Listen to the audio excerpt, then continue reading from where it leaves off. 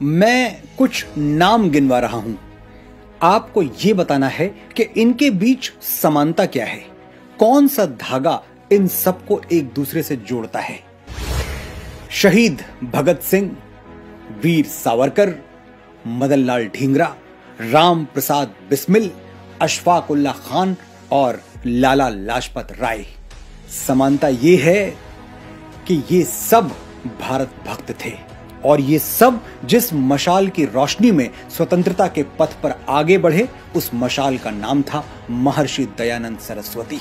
नमस्कार, मैं हूं मनोज मुंतशिर और आज मैं आपको उस ज्योतिपुंज, उस युग पुरुष के बारे में बताऊंगा जिसे बाएं हाथ से लिखे हुए इतिहास में वो स्थान, वो मान नहीं मिला जो मिलना चाहिए था। दुनिया को अपना सर्वश्रेष्ठ दीजिए, आपके पास सर्वश्रेष्ठ लौट कर आएगा। आर्यावर्त उठ, जाग, आगे बढ़, समय आ गया है नए युग में प्रवेश कर। ये शब्द हैं भारत की महान ऋषि परंपरा में जन्मे श्री मूल शंकर तिवारी के, जिन्हें आज हम स्वामी दयानंद सरस्वती के नाम से याद करते हैं। स्वामी जी गुलाम भारत में जन्मे थे, जब कंपनी सरकार अपने खजाने भरने के लिए भारत की अस्मिता और गौरव को दिन रात लूट रही थी। अंग्रेज जानते थे कि भारत में आस्था, ज्ञान और स्वाभिमान की जड़ें कितनी गहरी हैं। उन्हें आभास था कि बिना संस्कृति की जड़ काटे भारत को ज्यादा दिनों तक गुलाम बनाए रखना संभव नहीं होगा।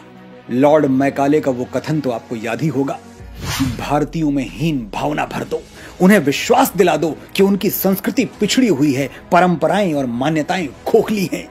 यहां तक कि भारतीयों का पहनावा, उनका खान पान, बोली भाषा सब क्षुद्र है।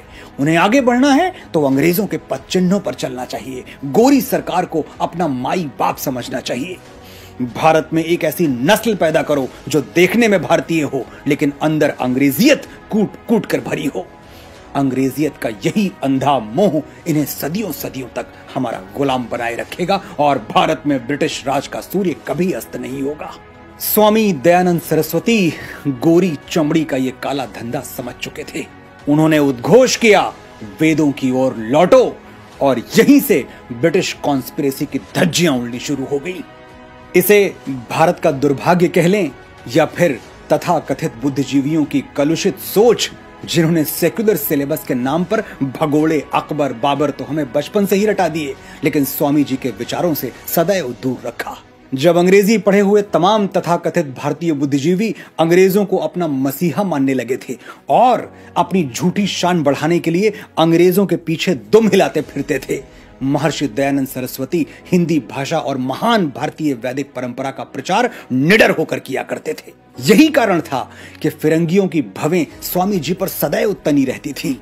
दमनकारी अंग्रेजी राज में जब लोग अंग्रेजों के आगे आंख उठाने से डरते थे, तब स्वामी जी खुलकर कहते थे कि भारत सिर्फ भारतीयों के लिए है, अंग्रेजों को यहां से जाना ही होगा।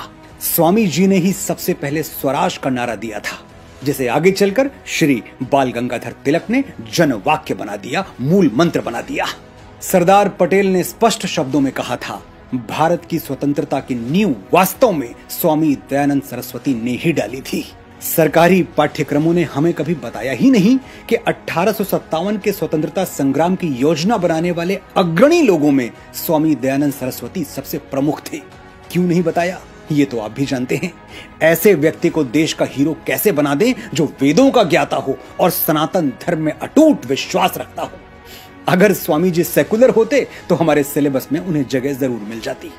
खैर, तब नहीं तो अब सही, मैं और आप स्वामी जी, सावरकर, बाल गंगाधर तिलक जैसे महापुरुषों को अपने मन में स्थान दें, अपने बच्चों को उनकी कहानियां सुनाकर बड़ा करें, तो वो दिन दूर नहीं जब पाठ्यक्रम बदल दिए जाएंगे। स्वामी जी का एक किस्सा सुनाता हूं। 1857 के आंदोलन से कुछ साल पहले एक दिन बिहार के महान स्वतंत्रता सेनानी बाबू कुंवर सिंह ने स्वामी जी से शंका व्यक्त की, स्वामी जी, क्या हम इस आंदोलन में सफल हो पाएंगे? स्वामी जी मुस्कुराए और बड़ी विनम्रता से कहा, कुंवर, भारत 100 वर्षों में गुलाम हुआ है, इसे स्वतंत्र होने में भी लगभग इतना ही समय लगेगा। कुंवर सिंह ने पूछा, स्वामी जी, फिर हमारा ये आंदोलन, इसका क्या होगा? हम इतने प्राणों की आहुति क्या व्यर्थ में दे रहे हैं? स्वामी जी ने कहा, कुंवर, स्वतंत्रता सस्ती नहीं मिलती।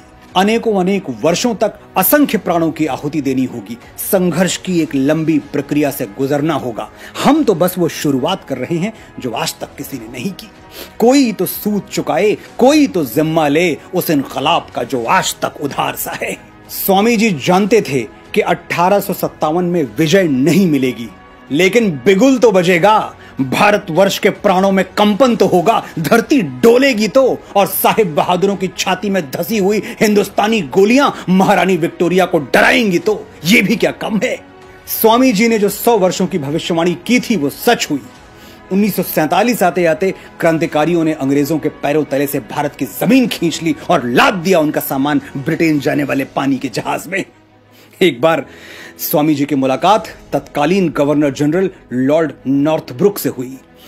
पावर के दंभ में चूर गवर्नर ने स्वामी जी से कहा, ये अपने व्याख्यान की शुरुआत में आप जो ईश्वर की स्तुति करते हैं, क्या उसमें यह प्रार्थना भी शामिल है कि अंग्रेज सरकार का कल्याण हो? गवर्नर के तेवर साफ बता रहे थे कि वो जवाब में क्या सुनना चाहता है, और अगर उसके मन का उत्तर नहीं मिला तो परिणाम कितने भयावह हो सकते हैं। लेकिन स्वामी जी ठहरे भारत की ऋषि परंपरा के अनुयायी, असत्य कैसे बोलें?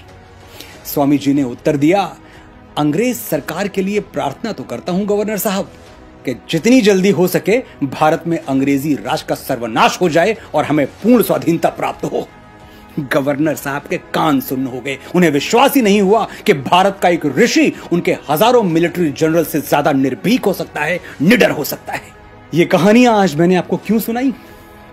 क्योंकि जमैका के महान दार्शनिक मार्क्स गर्वी ने कहा है, people without the knowledge of their past history, origin and culture are like a tree without roots.